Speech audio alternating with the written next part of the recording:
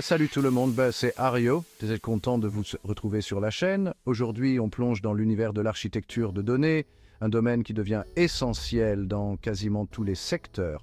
On parle des cerveaux derrière les données, ceux qui s'assurent que tout fonctionne parfaitement et en toute sécurité. Vous vous êtes déjà demandé ce que fait réellement un data architect. Genre, à quoi ressemble leur journée? Il ne s'agit plus seulement d'empiler des serveurs dans une salle. On parle de concevoir des systèmes complexes capables de gérer des quantités astronomiques d'informations et de leur donner du sens. Alors que vous soyez un passionné de technologie ou simplement curieux de comprendre le pilier des entreprises modernes, restez avec nous. On va décortiquer tout ça avec des exemples concrets que vous pourrez vraiment saisir.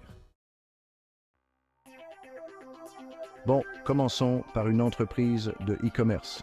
Imaginez une société comme Amazon ou Alibaba, des millions d'utilisateurs, de produits, de commandes. C'est une quantité folle de données. C'est là que le data architect intervient comme un organisateur hors pair. Avant tout, il doit déterminer quel type de données ce géant du e-commerce doit suivre. On parle d'informations clients, de détails sur les produits, de stock, de commandes, de paiement, et j'en passe. Il faut avoir une vision d'ensemble.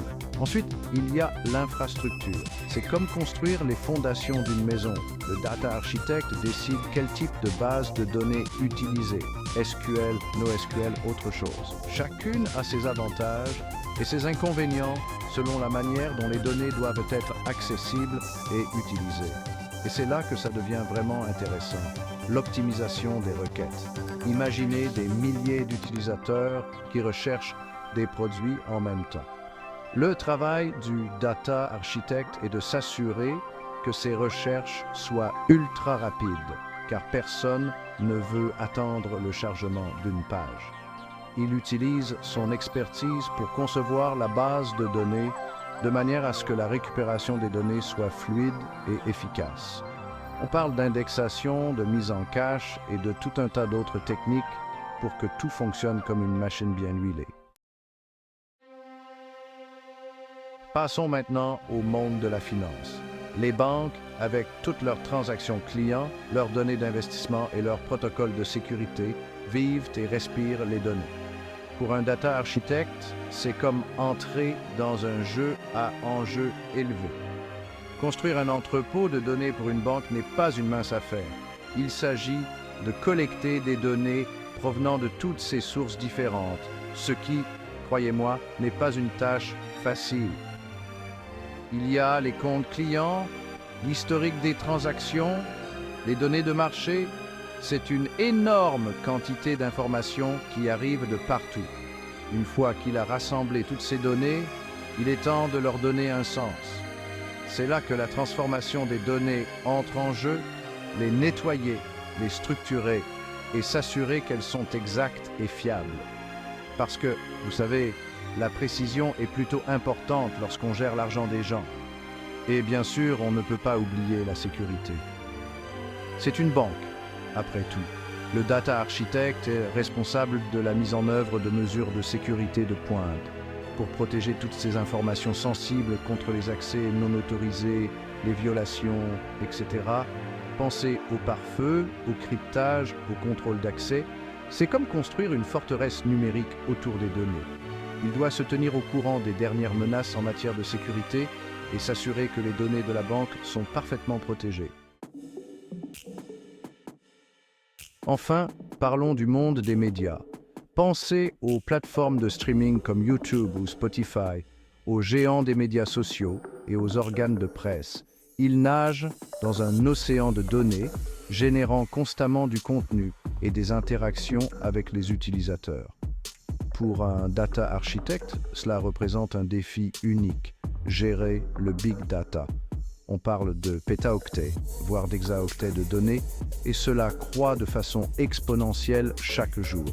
C'est ahurissant la quantité de données que ces plateformes génèrent. Il faut concevoir des systèmes capables non seulement de stocker cette énorme quantité d'informations, mais aussi de les traiter et de les analyser en temps réel. Pensez-y, les recommandations, les publicités ciblées, les sujets tendances, Tout repose sur une analyse ultra rapide des données. Et il ne s'agit pas seulement de suivre les tendances actuelles, mais aussi d'avoir une longueur d'avance.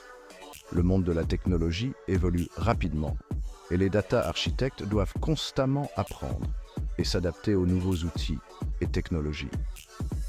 Ils pourraient explorer des domaines comme le cloud computing, le machine learning, voire l'informatique quantique à l'avenir, tout cela pour s'assurer que l'entreprise de médias puisse gérer le flot toujours croissant de données. Et voilà, ce ne sont là que quelques exemples du travail essentiel que réalisent les data architectes. Du e-commerce à la finance, en passant par les médias, ce sont eux qui jettent les bases de la manière dont les entreprises utilisent et comprennent leurs données.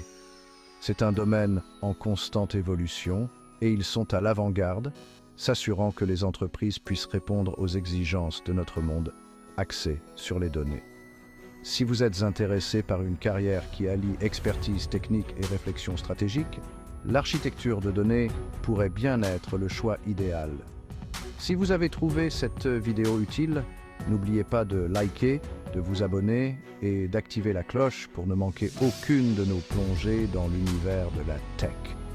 Dites-moi dans les commentaires quels autres sujets technologiques vous aimeriez que j'aborde. Je suis toujours partant pour explorer de nouveaux horizons. Merci de votre attention.